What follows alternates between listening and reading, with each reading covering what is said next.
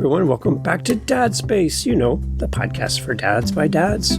And look, lo and behold, I found another dad to come join me and talk about all things dad. See, how many times can I say dad? I don't know, a lot.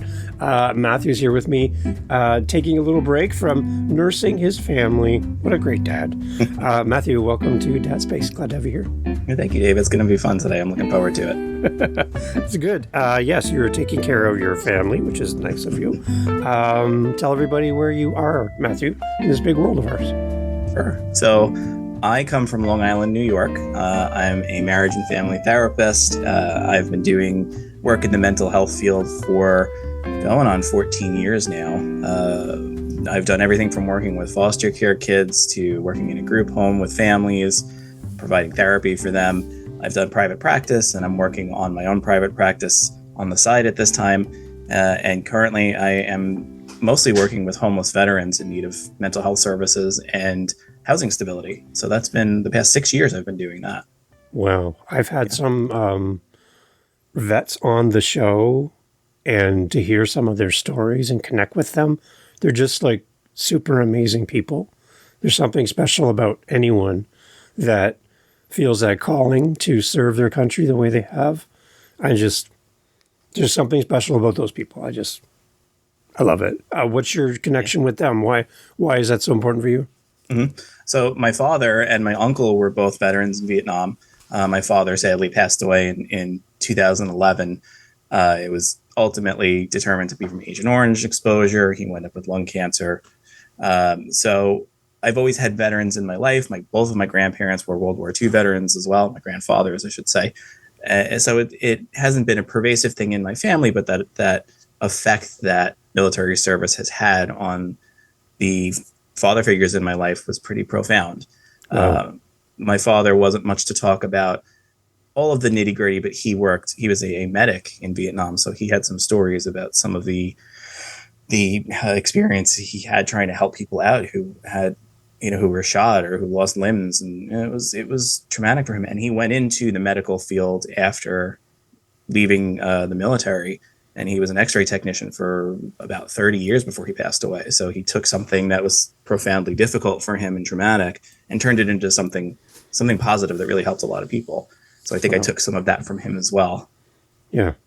Well, the things they would see and the things they would experience, just mentally, I can't imagine what's going on inside of you, and then not being able to explain it to people who weren't there. Right. And I guess that explains the bond that veterans have with each other, is they don't have to say stuff. They can just be in the room and they just know that the other person knows, Absolutely. Yeah. They had that exact connection. My father wasn't the most talkative. My uncle was a little more open about it, but with each other, they felt comfortable enough to share their experiences or what they were going through, which my dad necessarily couldn't with other people. Yeah.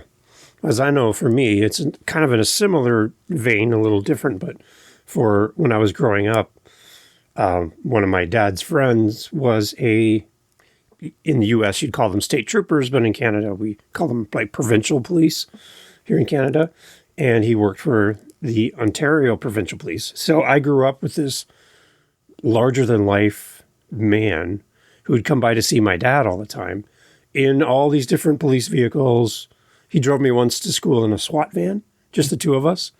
And there's like bullets rolling down the floor between us. And I'm just like, and I was the coolest kid for 10 minutes at school, right? Because when the SWAT van shows up, it's like, what the heck is that? So, but I grew up with this as a normal part of my life, that's a person to respect for what they do and who they are, how they put their life out there for people. And so whenever I would see a police officer when I was a kid come into like a coffee shop or something, I would feel like telling my dad, we should go buy their coffee. He's like, They're probably getting free coffee. Don't worry about it. But there was something about that person and who they were, a firefighter, paramedic, that as a kid, I was drawn to them because of who they were and having that level of respect, which unfortunately I don't see quite as much today, for veterans and for first responders. So I loved the awe of, wow, that's a fill in the blank, right? I can't. I want I try to raise my kids with respect for people in those roles the same way. Again, because I think it's so powerful, right? So powerful. Yeah. And it's interesting you talk about how that respect isn't necessarily there either now or as much as it used to be. With a lot of the veterans I'm working with, the agency specifically that I fall under is looking to expand that mental health housing. And it's surprising to see the level of pushback some of the communities are giving, because they have these preconceived notions of what a veteran acts like once they've returned from whatever their service might be. They expect heavy drug use or such significant mental health issues that it disrupts their community. And it's unfortunate to see the level of pushback that happens with things like that when I see these guys and these men and women on a daily basis, and I don't see that. I know what they're like. I know what they're going through. And even though I can't say I've experienced the same things that they've experienced, I can certainly sympathize. And they're people just like us. And people who don't have that direct experience sometimes just don't see it that way, which is unfortunate. Yeah. I remember just scrolling through social media, as we all do, and I saw a clip of a truck on the side of the road and a police officer at the passenger window, and the body cam footage of a veteran who had just lost it in the front seat of the car, just crying and sobbing and dealing with something traumatic, obviously, from the past. And the police officer, also a veteran, talking him through it. I'm there for you. I understand. I'm here. I got you. And I'm like, what a moment, right? Like, oh my gosh. Like, I get like tingles talking about it, but just the fact that we don't know what people are struggling with as we pass them in the hallways and on the street, sitting beside them at the red light. You don't know what that person is dealing with right now.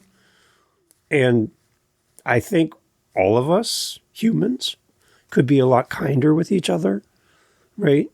And yeah. I think if we have conversations like this, I'm hoping that things like this make people go, if they're listening in the car right now and you're sitting at the lights and there's a car beside you, there's a person over there that could be really struggling right now. And that person could have done something to protect you that you don't even know them. So think of how kind you can be today and what you can do to kind of help that person, just in how you show up, I guess. Yeah. Anything else that we can do for those who haven't served to kind of understand how to connect with people who have? Mm-hmm. The biggest thing, and something that I'm putting on my website a little more as I'm writing some additional blog entries talking about different skills, listening skills that could be used really in so many different instances.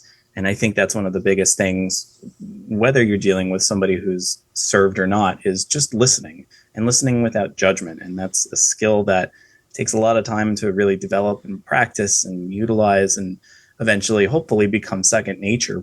But we tend to listen, and there are times where we're thinking, or even unconscious or subconsciously thinking that we want to respond to what that person's saying, or we have a thought process that goes, no, they said this and I don't necessarily agree with that, or maybe they're wrong in this instance. But that judgment can kind of cloud our ability to really hear what that person is saying and really listen to what they're trying to tell us, which very often goes beyond just the words that they're saying. And I think practicing hearing things, listening without judgment, without blame, without bias, as difficult as it is, that's how you're going to really get a connection to somebody, even if you can't 100% understand what they're going through or relate to what they're going through. It's very easy for human beings to sympathize and even empathize, even if it's not something we've directly experienced.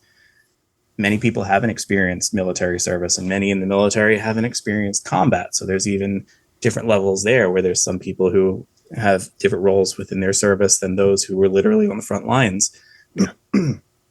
So having that understanding and listening without jumping to conclusions can really be a great first step in trying to connect with somebody who's trying to connect with you. Because if they're telling you something important, or just looking to have an ear to speak to, they want you to listen to them. They just want to be heard, just like all of us do.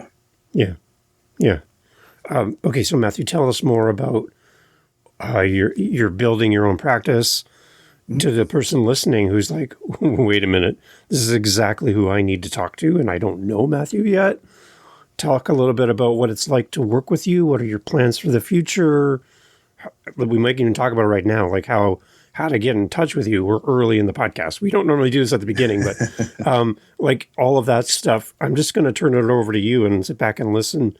Talk to the person who has served in the military and they're looking for a resource like you. Kind of lay it out for us. What does this look like to work with you?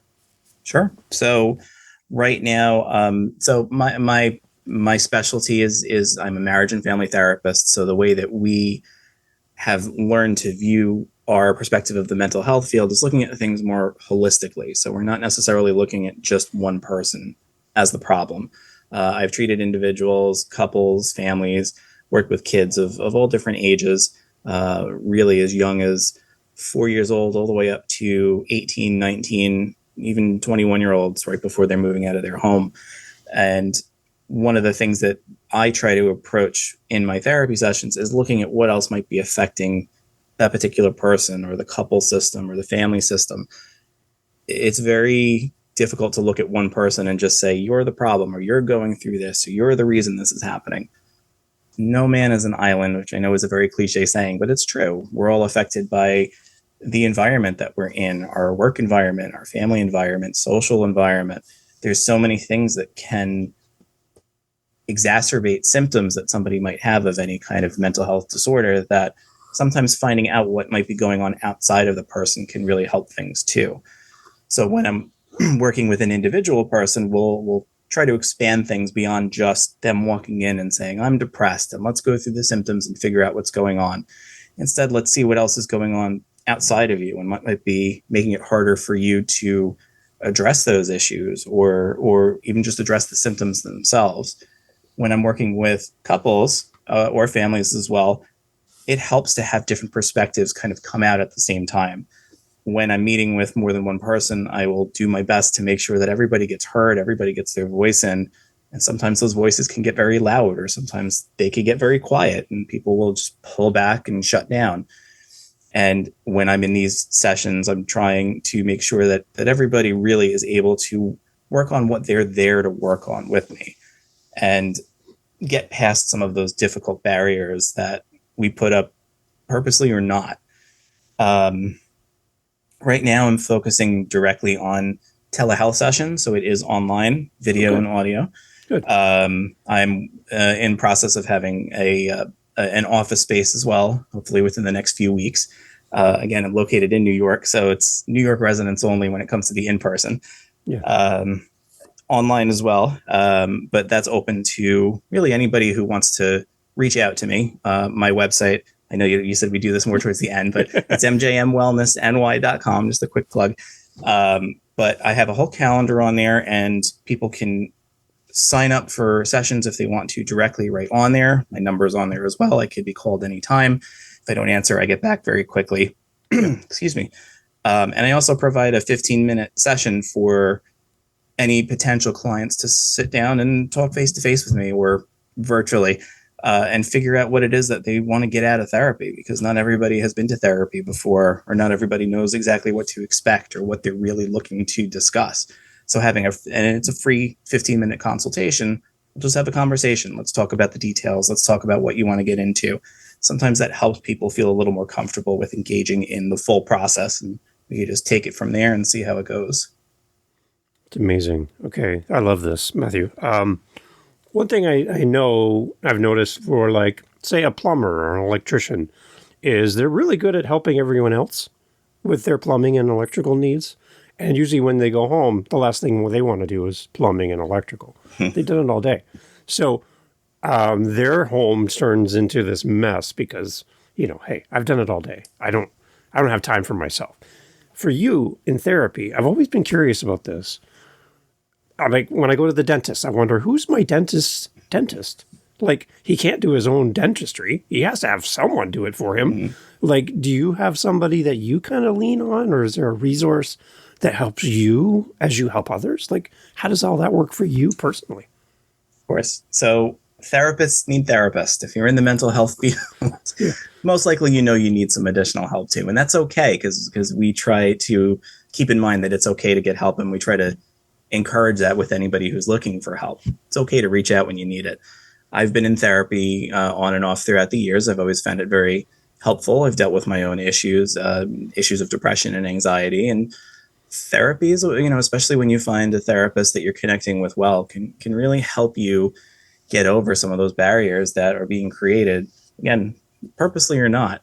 And luckily for me, I've been married to my wife now since, let's see, 2018. So this is going to be year 6. Wow. We've been together for about 2 years after, so 8 years in total.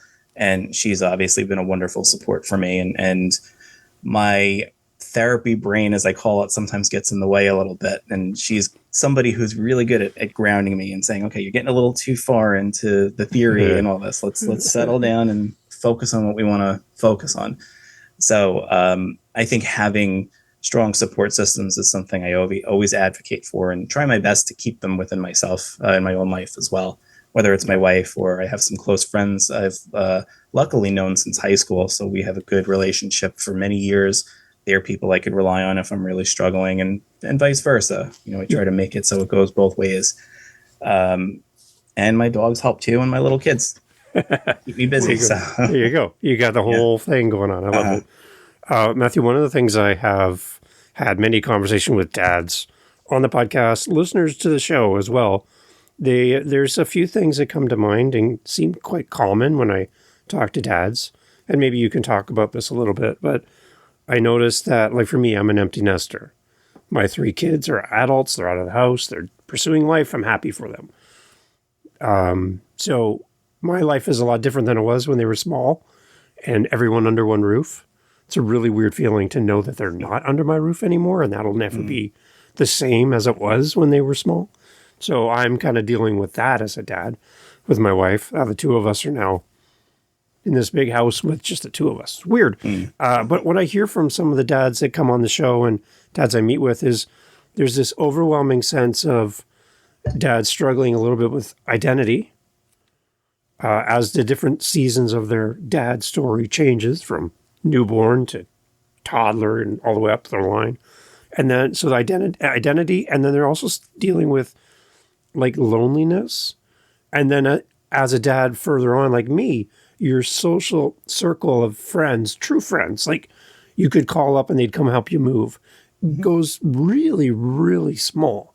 And I'm hearing a stat that is like in my age group, around my age group, you have like maybe 6 friends that you could really count on. And then maybe that's high at number 2. I don't know. But there's a lot of different things that men are dealing with.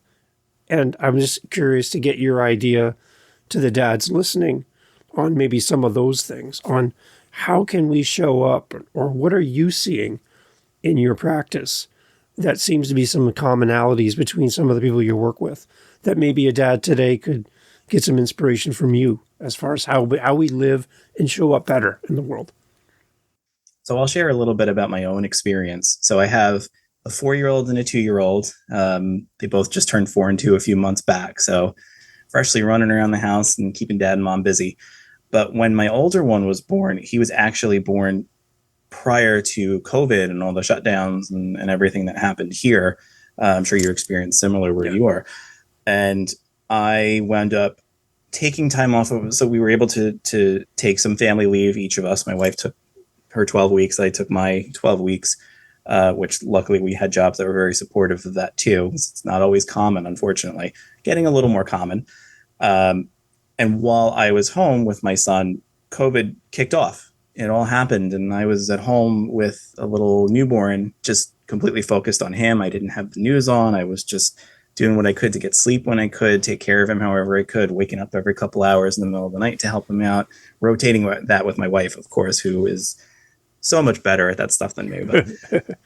But when I re-entered the world, so to speak, it was not only returning to a world I had not been engaged with for almost 3 months. It was a completely new world in total. everything was different. People were wearing masks in my office, and we were rotating schedules, and people were working remotely, which we'd never done in our particular office before. And I realized I've been removed from so many things for not even a terribly long amount of time, but long enough where I kind of lost my place a little bit and had to readjust to everything. And on top of being a new dad, which it threw so many things out of whack. And thankfully, there was light at the end of that tunnel after really readjusting to everything and figuring out how we can take care of our son, because daycare wasn't an option at that point. And I had friends who were in similar circumstances with young kids, and we were all trying to navigate it together, but at the same time feeling like we've entered this world that's so different than what it was before our kids were born, that it became difficult, and it felt isolating. And I can understand how any new father can feel that, even if you're not going through a pandemic event. Having a newborn child it's a 24-hour job. Whether you are prepared for it or not, there's always going to be things that happen that you're not prepared for. And sometimes people get so caught up in that, rightly so, that they lose track of some of their outside connections too, because you're so focused on making sure this little tiny kid makes it through the night, or is eating enough food, or gets changed when he needs to get changed. And some of those hardest moments, which I've seen some of my own friends right now. One of them last night just announced his wife is pregnant. So it's her second, it's his first, but this is a whole new thing for him. He doesn't have any kids. So now it's like, oh, welcome to the club. Let's teach you everything that we can teach you. And you're still not going to be prepared for it all.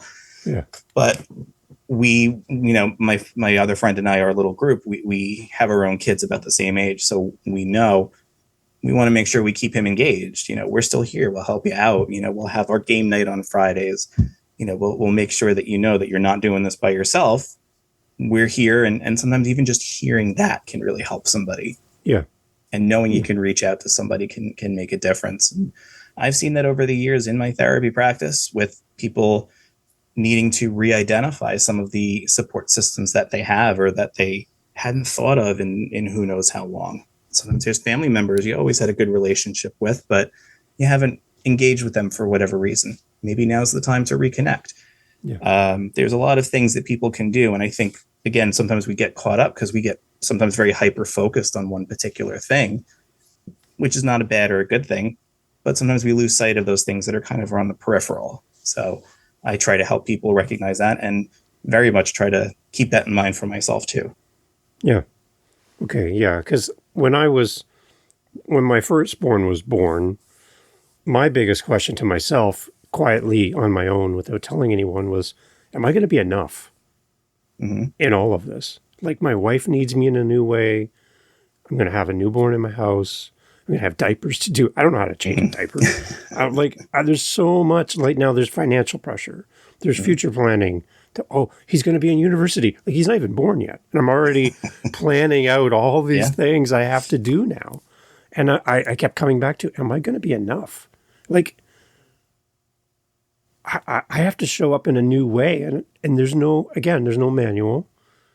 And then when you walk out of the hospital, they wave at you goodbye, and they don't come home with you.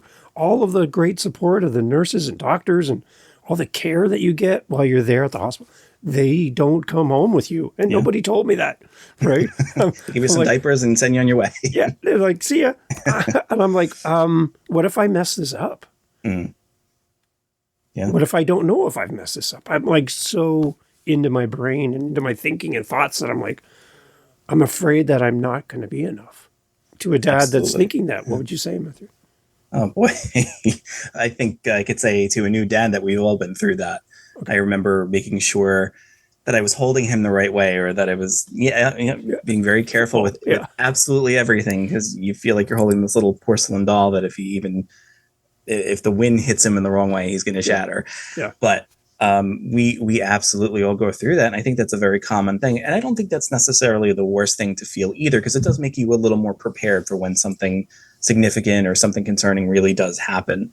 You get those 103 fevers overnight that, suddenly you're calling the doctor trying to figure out what to do. And then down the road, you get a little more used to it and you have a better idea of how to handle it. Yeah. And that's something to keep in mind. That, of course, there's no manual, and how your parents or family members or friends have raised their own kids doesn't necessarily mean that's what's going to work for you and your kids. But we've all been through it. We've all done it. We all have some experiences that can help or some knowledge that can help. And it's okay to acknowledge that this is a new, scary thing for you. And sometimes we are going to make those little mistakes. They happen. It doesn't mean that your child's going to be damaged for the rest of his life because you fed him an hour late one day. Things happen. We do our best. And I think the biggest thing is making sure that you're present and you're there and you're doing everything that you feel that you can. And when you're feeling like you're struggling, start to reach out to some of your support systems or utilize some of your coping skills that you've developed or that maybe you've developed in therapy. There's always something that could be done, even if it's walking away for 5 minutes, come back 5 minutes later. Even just that little bit of breathing room can really help things out. But know that we've all been through it. It's amazing. Okay. Yeah. Okay. From your seat there, as we sit here together, I feel like I get free time with you, and I'm like, I'm going to get every minute out of this, Matthew. I can. As husbands, partners, how can we show up better this week? Like, what can we practically do that you would suggest? You commonly seem to suggest to people as you meet with them. There's got to be some kind of commonalities you can kind of think back over. What can we do as husbands, partners, spouses this week to show up better for our partner? What can we do? Give us some tips. Sure. Communication is something that comes up a lot, especially when it's with new families. Your life adjusts in such a significant way that more often than not, that couple relationship starts to fall a little on the back burner. Again, that's something normal. Many of us have gone through. Now we have a new life in our world that we're trying to take care of and support, and it can be very emotionally and physically draining, and becomes your main focus. And sometimes you and your partner, that time together gets lost in the fray a bit. I think one of the biggest things is, even if you can't have an entire night out together, try to schedule some time together where it's just the two of you. If you have a family member, a neighbor, a friend, somebody who can help you out with watching the kid or the kids for even just an hour or two, step away and give yourself some time together as a couple. Even if you're just walking around the block in the neighborhood, going to the park, going to a movie, it doesn't have to be a big elaborate date night, but don't forget that you're there with another person, which of course doesn't explain every single family situation, but the majority of them where there's two partners involved, that couple relationship is important because, as you might have some experience with your older kids, as they move out, suddenly you'll find that couples who necessarily weren't connected with each other throughout the raising of their children, they're turning back towards each other now in their later years. And it's, what happened? Where did the couple go? We used to do all these things and we haven't done them for 20 years. Now what?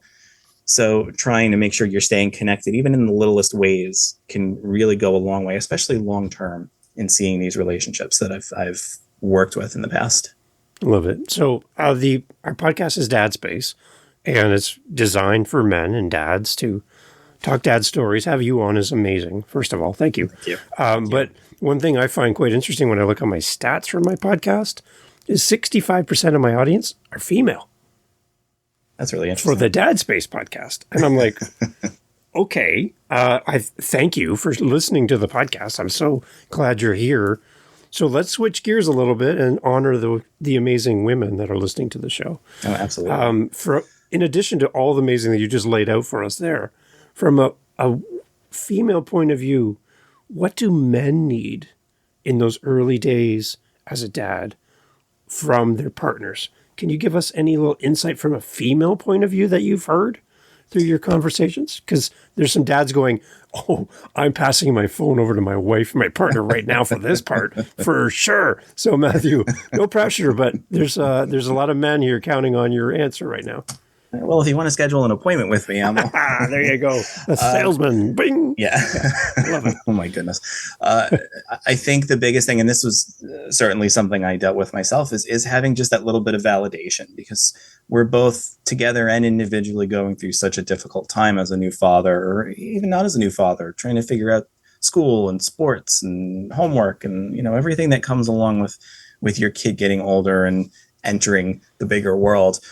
It's especially towards the beginning, it was always helpful for me just to even hear just a little bit of we're on the same page with this. We're okay, or we'll get through this, or you did okay in that particular moment. Because as I've said, I've dealt with my own anxiety before, and if I feel like I've done something wrong, it's, all the flares kick up in my head, and having a partner who was there to just even say it's okay, and even if it was a mistake, we will make sure that we don't do it next time, or we'll find another way of encountering that particular situation. Yeah.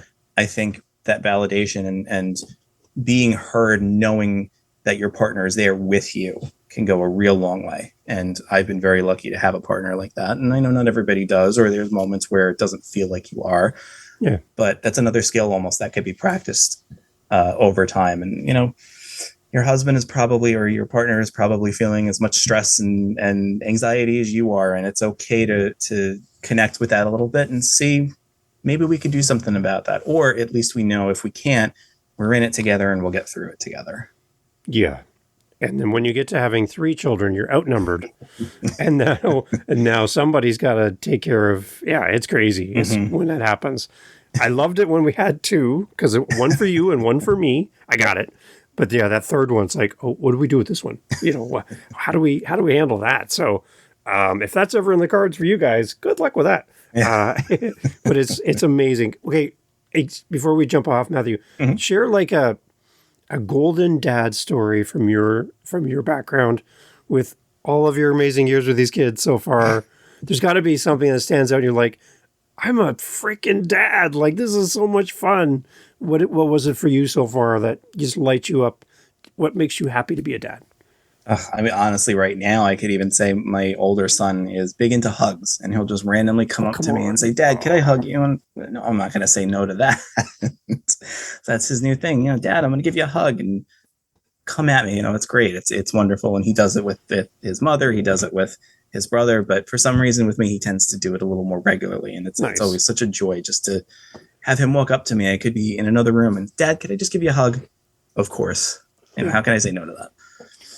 When our daughter, our middle child, our daughter was born, my wife was so happy because we had a boy, we had Hadley, my daughter, and then another boy. So she's like, sweet, I have a girl. Yes, I can do her hair, I can do all this stuff, right? We do all girly stuff.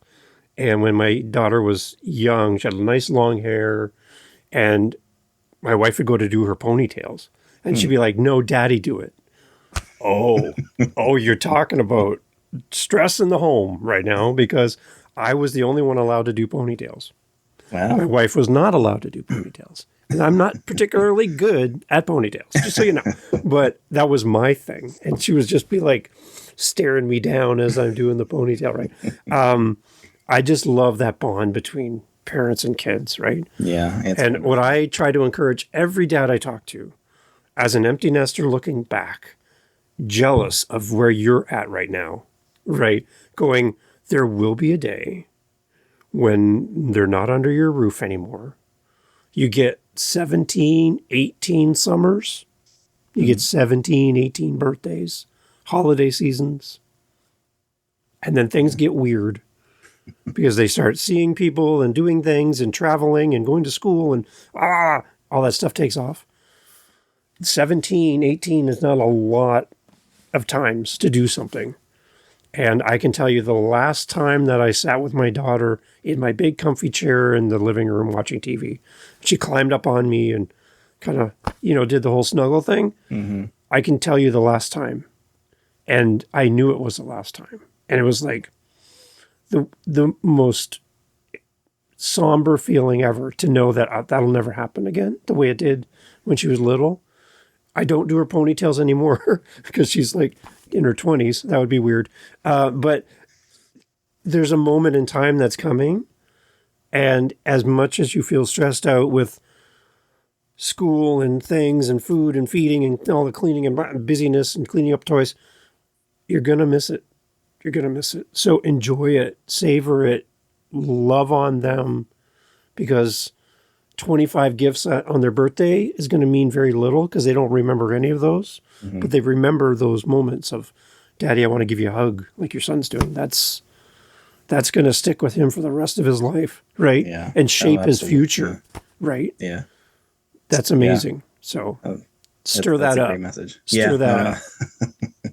No, it's good. And it's something we both try to do our best is just be present in that moment, enjoy those moments, even the little tiny ones where he just wakes us up in the morning because he wants to play.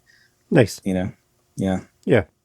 I love it. Okay, Matthew, as we jump off, again, thank you for doing this. We kind of walked into this conversation going, what are we going to talk about? I don't know. We'll see what happens.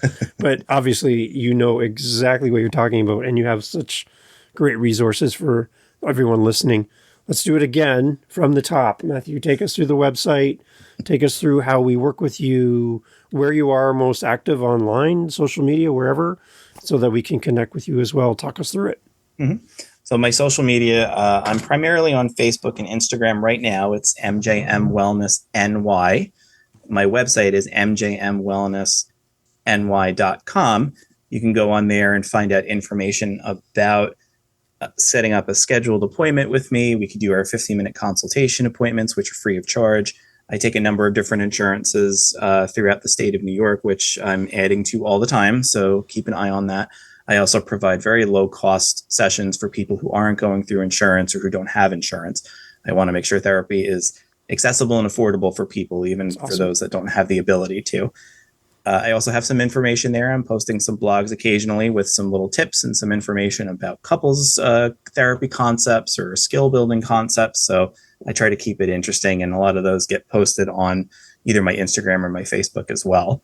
My number's on the website too. I could be called for any questions that come up. My therapy is primarily telehealth right now. So it's done through the phone or an iPad.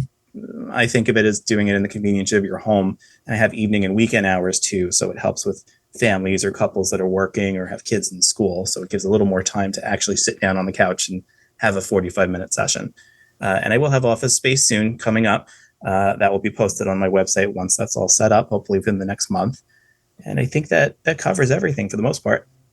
So, Matthew, any time in the future that you have a plan for something like this, to do a podcast to help people with your message? You're amazing at this, first of all. Oh, thank you. Thank you. So, is there any possibility that might come down the road, maybe? There is. My wife is the social media guru. She's the one who really is the one behind all of, the back end stuff. And she's been discussing it with me and already has all these grand plans. So it could be coming down the pike soon. All right. Well, we'll be watching the website because all the information will be there in the future. Absolutely. If that happens, and I hope it does, because yes, you brought so much value to our audience today, and it's great to have you on. And thank you so much. I'm so happy that we can point people in your direction. I think you're going to continue to help many, many, many people. So, Matthew, thank you for doing this. Thank you. It was wonderful, and I really appreciate you having me on. Awesome. Go hug those kids. Okay. Yes, I will. All right. Thank you for doing this, Matthew. All right, thank you. Hey, thanks for listening to Dad Space today. I'm so thankful that you were here for this episode. If you like the show, please let another dad know. Hey, that kind of rhymed. Anyways, share the episode out with somebody in your circle who would love Dad Space. That means so much to us here, for our guests who donate their time to be on the show. And we just want to see this grow. So, again, another rhyme. Oh, wow. Anyhow, I think I need to write a song or something. Thank you for being here with Dad Space. And again, looking forward to the next episode. Look forward to having you here again with us. And if we can help you in any way, if you have a great guest idea for the show, a topic that you would love us to cover, we would love to do that here on Dad Space. So thanks for listening, and thanks for being part of the community. And to you, Dad, thank you for listening, and thank you for sharing Dad Space. Catch you on the next one. Take care.